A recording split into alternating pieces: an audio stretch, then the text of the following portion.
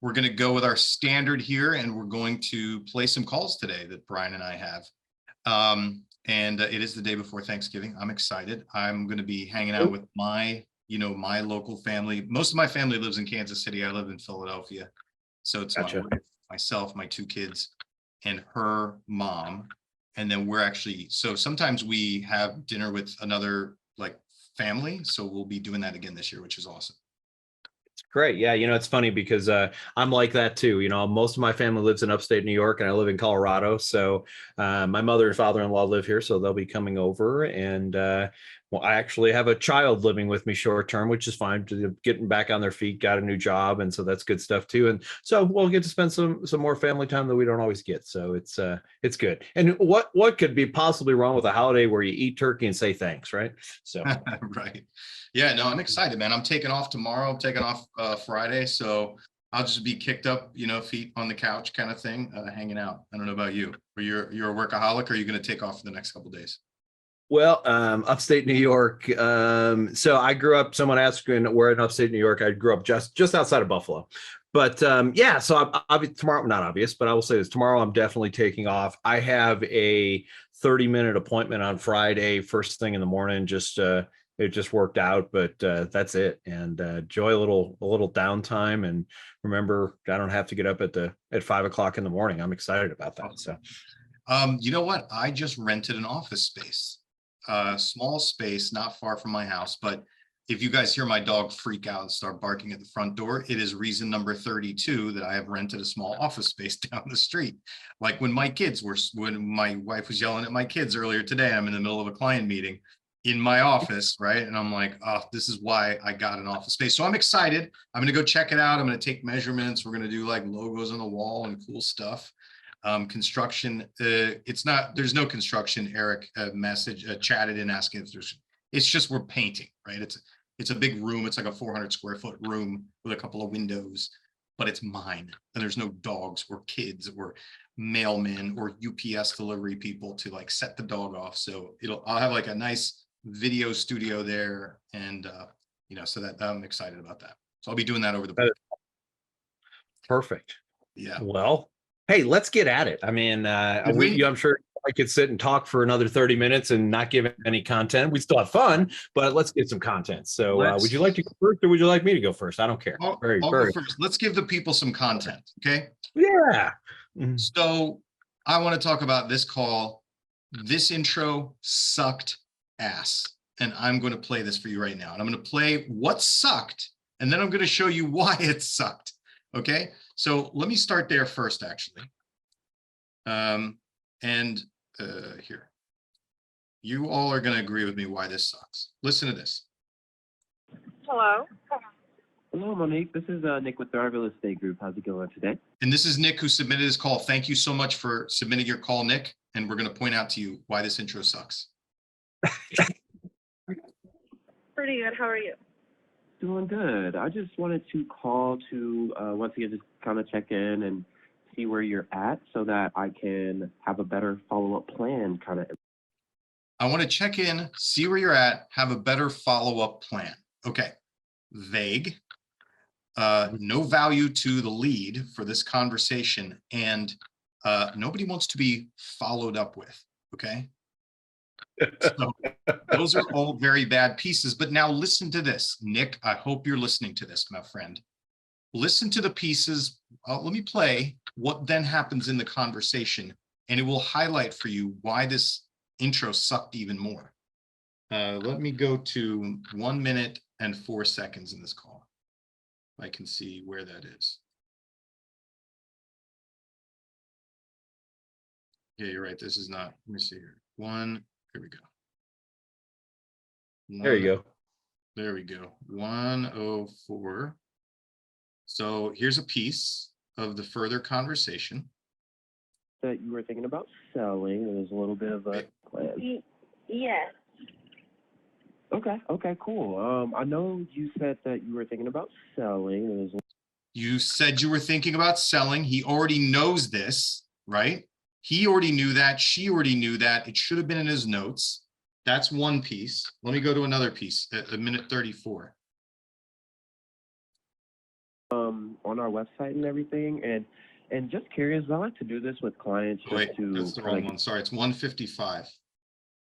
That's perfect. steps are and all of that kind of stuff. Yes, that's perfectly fine. And then I think we spoke to you about like foreclosed homes. Right. We spoke about foreclosed homes. None of these two pieces of information, the fact that she would need to sell and there were other decision makers, and having talked about him sending her foreclosed homes, none of that was used in the intro. That's why the intro sucks ass. The intro was a bad intro for a lead you don't know anything about already. And to use that bad intro with a lead you already know a bunch about is really terrible. Like that, it's just bad, right? You're like, wait a minute, Nick, use this information, man. Ring, ring, Brian.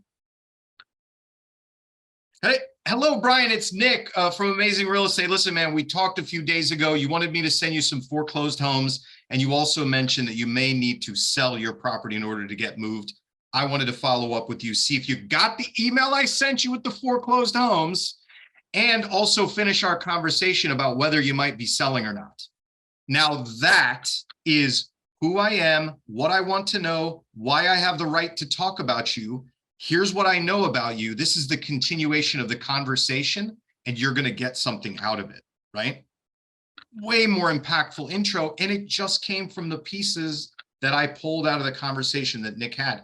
He already had this stuff. Use the stuff you have. That's my point. I love that. And you know, at the end, sometimes we make this a lot harder than it has to be.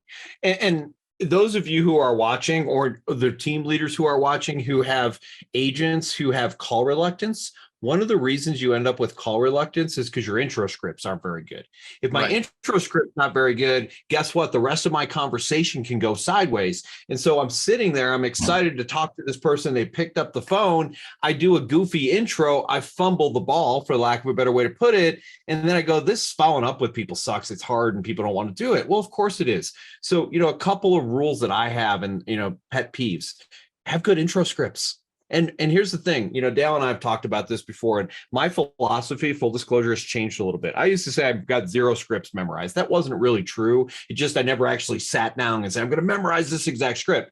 But I can tell you right now, you should memorize 2 scripts for sure: your intro script and your exit script, so that you're saying the exact same thing to a specific lead source, whether that's a follow-up, whether it's Zillow, whether that's a pay-per-click, I don't care, every time. And then the same thing for follow-up. Why? Because there's a couple of things that need to happen in every phone call. First one is to pay attention to what the other person's doing. If I'm fumbling, stumbling, bumbling, trying to figure out what I'm going to say, how in the heck can I pay attention to what Dale's saying on the other end of the line? So memorize those scripts. They should be like breathing, and it makes it easier and it sets it up. And here's the thing. I'm not a big fan of doing a bunch of prep before I do lead generation. For our purposes, I'm going to say call people I've never spoken to before, get on the phone, memorize the scripts, and pound them out. But if you're doing follow-up, spend 30 seconds looking over what that person is. Follow-up is lead generation support, but follow-up's just as important. And if I call you once a month for 6 months and I fumble it, I'm not going to work with you. It's just not going to work out. So yeah, I love where you're going. And by the way, for those of you who are chatting in, we like to have fun. And yes, we roast people. That being said, it's all in good fun. And so I promise we're not trying to be mean to anybody. And so, you know, we're just having fun. So I just want everyone to know that as you're listening. So Richard Larkin wrote, I'd have call reluctance had I gotten roasted like that on Cash Call. Just saying, Richard, I'm sorry. I would love for you to submit your calls. And I want you to understand something, everybody listening to this. I get passionate about these things because I give a shit about Nick, and I care. I don't know Nick. I want Nick to win. I want Nick to be successful. Nick had the balls to not only make the call, but submit it here. And there's a little bit of theater that goes on, Richard. So you might have to tuck your feelings in a little bit if you wanted us to give you free coaching, which is what I'm doing for Nick right now. And so that just has to happen, man. Bruce Snyder wrote, I want my ass kicked like that all the time. Thank you, Bruce. Yes, we do ham it up a little bit, you know, but listen, I'm this passionate with anyone on my team. I'm this passionate with any salesperson, and I'm pulling for every single person that we tear apart here or that we play here, and we want them to be better.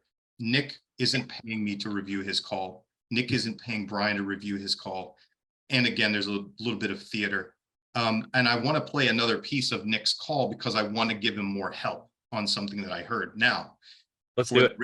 For the Richard Larkins out there who want more support, anybody who gets that phone out or starts making those contacts, you are already a winner and you need to keep going. And I absolutely believe that doing something poorly is way better than doing nothing at all. So if you're afraid of screwing something up, if you're afraid that Dale's going to yell at you, do it anyway, because I'll always support somebody who does something and screws it up versus somebody who does nothing at all.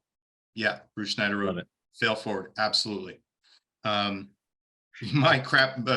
wrote, my crappy call will outperform your non-call. Yes, thank you, Eric. So, amen. Although it sounds a little tough, anybody who's listening here, please, it's all in good fun. We want to support you guys. Absolutely. Or Dale, let's play that last part of that call that you want to play. Yeah. Let's get this stuff. Yeah, this is another piece of the call that I want to play. And you know, honestly, what really fires me up again about that intro is like, Nick, man, you made the effort. Like you're talking to the person, but you had good intel, bro. Like you had the sniper spot on this person. Like you knew where the crow's nest was, but you didn't go there and you didn't leverage it. That's the way I look at it, right? Because it's so hard to get into a conversation with a stranger. If you have intel on the stranger, man, use it. Use that thing. Like hold on to it. You know, that's like name dropping, you know, walk into a crowd and like, I'm with Superstar. Have you heard of Superstar? I'm with Superstar. You know what I mean? Like it's that kind of thing. Hey, I know this about you. This is what we talked about. This is what we decided. It's like name dropping, like use it. Let's go. So let me find it. This part that I want to play is 134. So he's going to go for kind of an appointment is what he's trying to do. Basically, this is a buyer that he's spoken to before. Obviously, we established that. And now what he's trying to do is he's trying to tee up a face-to-face with her. And I want to play the way that he does it so that we can give some constructive criticism and have him restructure the way he does it. On our website and everything. And just curious, I like to do this with clients just to kind of get a feel for them face to face. Doesn't have to be today, but would you possibly want to have like either a Zoom meeting or a coffee meeting or something where we can just... So he asked for the thing he wants, which is the meeting, but he asked for it before there was any, why should we do it? What will you get out of it? Now listen to how he finishes it out. Kind of set up a plan for you. So even if you're not ready to buy now, when you are ready, you'll kind of know what the next steps are and all of that kind of stuff. Yes, that's okay. So we hear the structure of his ask. Can I have this from you? Can I have this appointment or this meeting so that you can get X, Y, or Z that would work for you? So I just want to suggest that to him, the way to set that up is to do the what you're going to get out of it first, and then the how you're going to get it, just as a methodology for approaching it. Instead of what you have to do and what you're going to get, it's what you're going to get and what you have to do. So it'd sound more like, hey, listen, I know that this is a big step for you. It might be really in your benefit if we could lay out a plan so you know what the next steps are and you get all of your questions answered ahead of time before it's time to get moved. We can have a quick coffee or a Zoom chat. Which one would work better for you?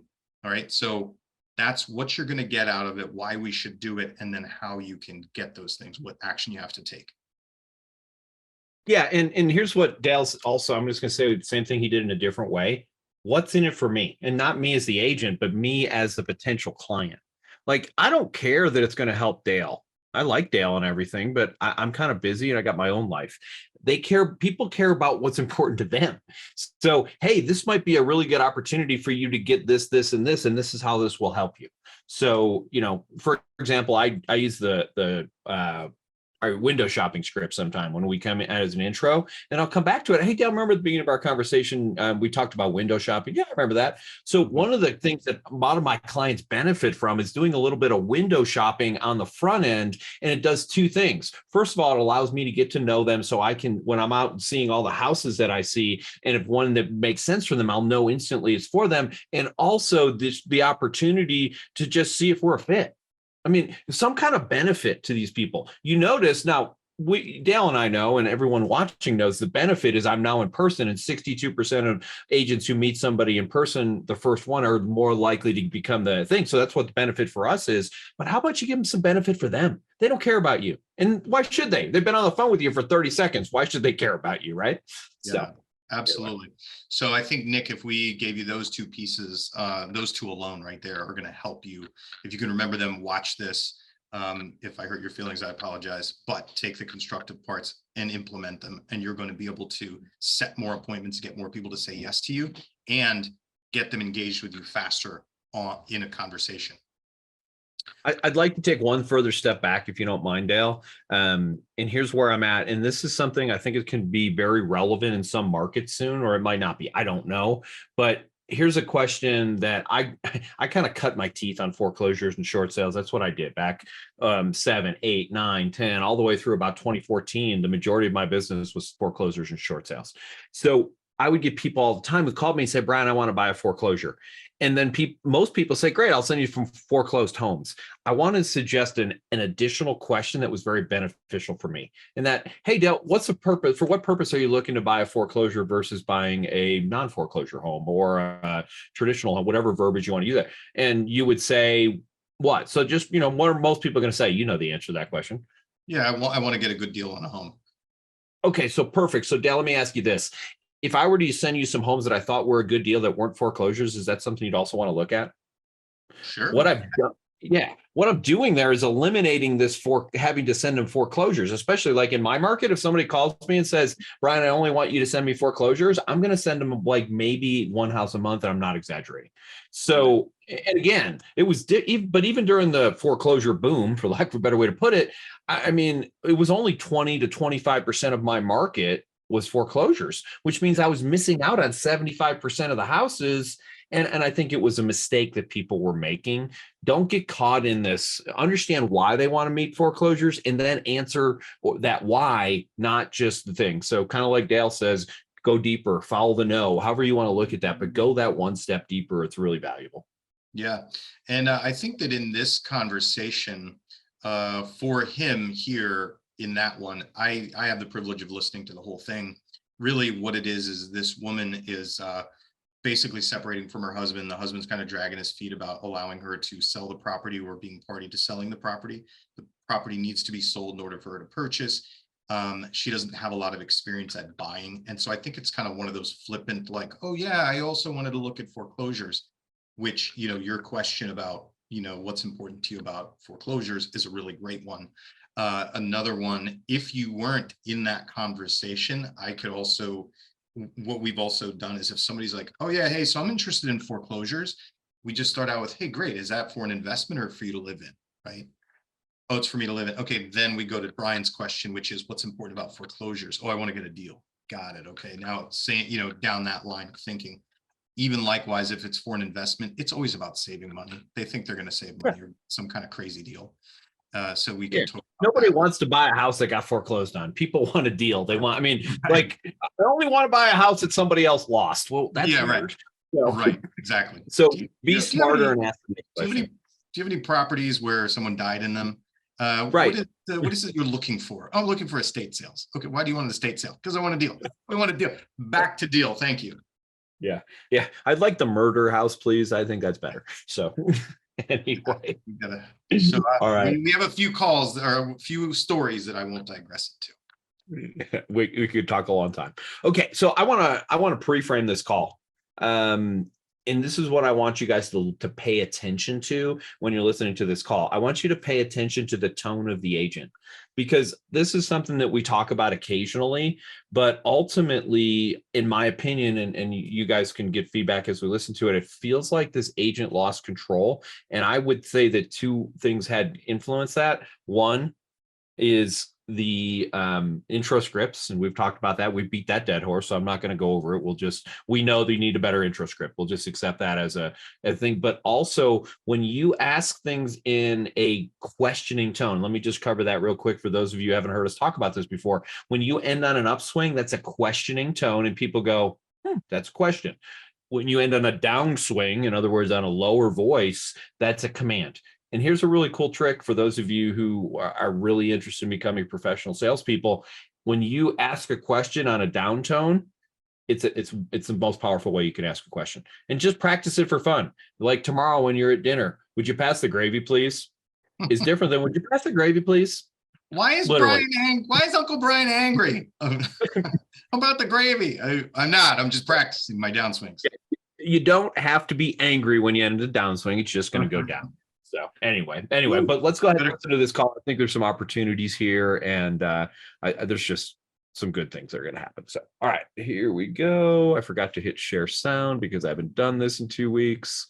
While you're teeing that up, Brian, I just want to say something real quick about intro scripts. For me, it's not so much about intro script. I mean, we do have a thing that we say, right? Window shopping or whatever. Like that's a pattern. One of the, I got feedback. Go ahead. We'll let you play your call and then I'll say this afterwards. Okay. Sorry about that. All right. Oh, are we good? Are we playing? Pretty good. Good. Let me just preface this too. I cut out the first 10 seconds of this phone call, so you're not going to hear their intro script. It wasn't great anyway, so you don't need to listen to it. Yeah, so hey, I was just looking at this place. We really like the little 8th Street area, and we live up here in Versailles right now, and looking at buying like a rental place. So I like the prospects of that. It's close by to where we live, and yeah, I like it. Is this the one on 8th Street? Yeah, it is. It's on 8th Street, right there by like Tunbridge and 8th. Okay, let me get it pulled up. And you currently live in Bentonville, you say? Yep. Okay. This isn't the best, but again, when you're looking stuff up, do discovery while you're looking stuff up. Okay, I have the 2701 Southwest 8th Street listed for $339.9. Okay. Did you have any questions about it, or would you like to schedule a showing? Okay. So we got there, but I cut off the first 10, 15 seconds of this phone call, and it took us a minute and 15 seconds, we'll say, to get, hey, this is Brian with Curtis Realty Group. I see you're calling about 123 Main Street. Would you like to go take a look at that house? Right. Like, remember, and again, are we going to do that on a pay-per-click Facebook call? No, but this is either a sign call, a Zillow call, Realtor.com. I'm not sure which one it is. It doesn't really matter, but it is what I'm going to call bottom of the funnel call. Ask the person if they want to make that appointment. And by the way, when you do that, you're now in control of the call. Yeah, exactly. Yeah, I don't know why that's so difficult for agents to instill. They just have to practice it, right? Yes. So anyway, I'll play a little bit more of it. Yeah, I wasn't sure. I mean, I just wanted to kind of take a peek around it and start getting a feel for it, because I think, my wife and she's convinced and interested in buying as well. Okay, Right. absolutely. So, I mean, what I want you guys to pay attention to for the rest of this call is, as far as these people are concerned, on a scale of 1 to 10 for motivation, they sound like a 9 or a 10. Like, these people are like, yes, we want to buy a house. Yes, we know where it is. Yes, we want to do it as soon as possible. That's what I'm hearing. I don't know if that's what you're hearing as well. Yep, that's what I'm hearing. Okay, so watch what we do with that. But I'm thinking, we want to just wait for the right thing, but we've kind of zeroed in on that little area right there too. So. Okay. Are you guys available anytime tomorrow, today? What's your availability to go and take a look at it? Yeah, I can talk with her and see. Is this your number, by the way, or is this like a Zillow thing? This is a Zillow thing, but what I'm going to do is I'm going to text you because I'm local here. Our office is in Rogers. I can text you when we get off the phone. Let me make sure that I have your number. I have 804-638-4711. Yeah. Okay, and it's David, correct? Yep.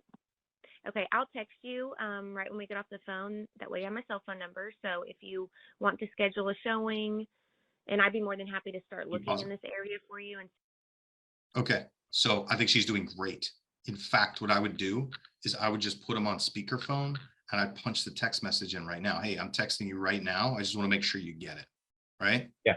So I want him to connect right there on the text. And then she's doing the thing where it's like, if you want to go see it, I might say, so are you free to go see it tonight? And then I'll work on the wife, right? I want to start with you because he said he would talk to wife. Yeah, and I also want to say this, just because what you just said, you should be making phone calls with a headset.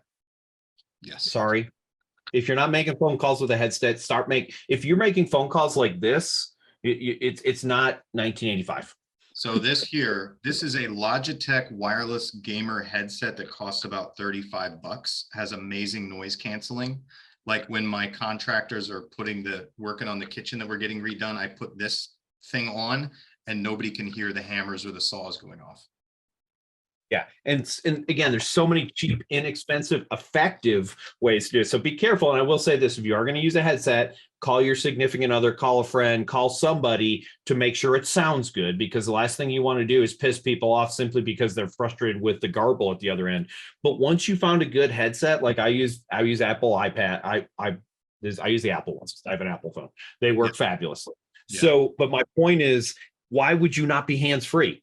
I can take notes. I can send text messages. Now, I'm not suggesting you send text messages to Dale and me during your conversation, but to the client, your potential client, do that. Don't multitask. That's not what I'm saying. But how can you take notes if the phone is up against your head like this and you're doing this? And by the way, you're going to ruin your shoulder anyway. So, all right. Yeah, let's talk about, Richard Morrison chatted in. How about making a tentative appointment and then asking him to call or text back to confirm? Yes, I think we should make a tentative appointment. What I said is I'd start with the husband. When can you go see it? Can you go see it this evening? I'm free. Just tell me what time. I want to get him committed. Oh, well, I got to talk to my wife. Okay, great. Well, we'll see whether she can do it or not. Do you know if you can do it? I want to lock that. Let me lock at least half down, right? Why not? I mean, why would you miss an opportunity to make an appointment is really kind of what Dale's saying, and I agree with that. So let's listen to there's only less than a minute left anyway, so we'll just listen to the rest of it and kind of follow up. And, again, this is not a horrible call by any stretch of your imagination. I feel like there was opportunities missed. There's a couple things. What are you kind of looking for in terms of the rental? Just kind of something similar to this, 3-bed, 2-bath? Yeah, I mean, ideally be 4 bedrooms. Okay, so let's just talk about questions. Don't give people answers to their own questions. If you're going to ask somebody a question, ask the question. How many bedrooms are you looking for? How many bathrooms are you looking for? How many square feet are you looking? These are questions. Don't say, oh, so you're looking for 1,500 square feet? Why would you say that? So we all have a tendency to do that. We're looking at this property that came in. Okay, it's 2,000 square feet. It's 350,000. So is this your price range? Just ask, what is your price range? Yeah. Or, I actually like this question better. What's the maximum price of a house you'd like to look at? Yeah. Didn't work real well when the market was crazy, because then it really screwed people up. They looked at their max price and had to write 50K over. That didn't work. We're not in that market anymore. You can now ask people, what's the maximum price that you want to look at? So that's why I put to go with that. All right, I'm going to play some more. Yeah. Okay, and but then, open to 2.5, 3 bathrooms. But I mean, we're okay with 3 as well. Just something right there on 8th Street, basically from Elm Tree up to Walton over there. Just kind of in that little zone right there. Not something that would need too much work. Okay. Is this kind of the budget you're wanting to stay in? Not quite sure. I suppose it depends on the property. That's why I like my question better. Okay. Well, I don't know if you guys are available sometime tomorrow. I'd be more than. So that's the kind of stuff, and I'll kind of finish it there. Be more confident. Act as if. I don't know if you guys are available tomorrow. Feels to me like I'm begging you to go work with me. Hey, what time do you think you might be available tomorrow? Or do you have time tomorrow? Ask those questions with confidence, because confidence is attractive. Now, I don't know. Perfect. So I completely understand. When are you going to see your wife again? Oh, I'm going to see her tonight at 6 o'clock. Okay, perfect. I tell you what, is it okay for me to call you tonight at 6:30 and you guys talk about it? Or should I call you tomorrow morning? But don't let them get away, because there's a chance, and I don't know, but there's a chance that this person never connected again because we're in this, well, I'm going to talk to my wife, and who knows, maybe some other agent got on the phone and closed them hard on working with them. So don't give up an opportunity to make an appointment. If you can't make an appointment, make an appointment to make an appointment. Yeah. So that's where I go. I have always operated from the perspective that I will never talk to you again. And if I don't close you now, I will not get another chance to do it.